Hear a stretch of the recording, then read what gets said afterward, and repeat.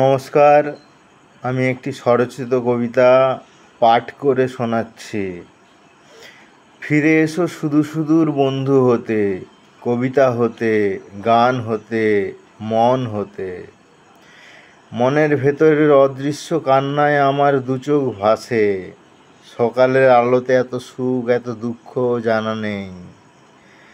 জীবন ভেসে যায় ঝোড়ো হাওয়ায় হাওয়ায়, তবুও নীরবতার মনে খুঁজে পাই ধ্যান নিমগ্নতায়।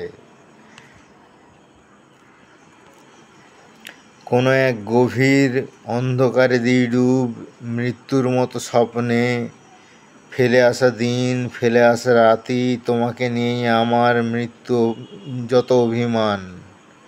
অভিমানের অভিষেক হয় দু চোখের জলে। নমস্কার।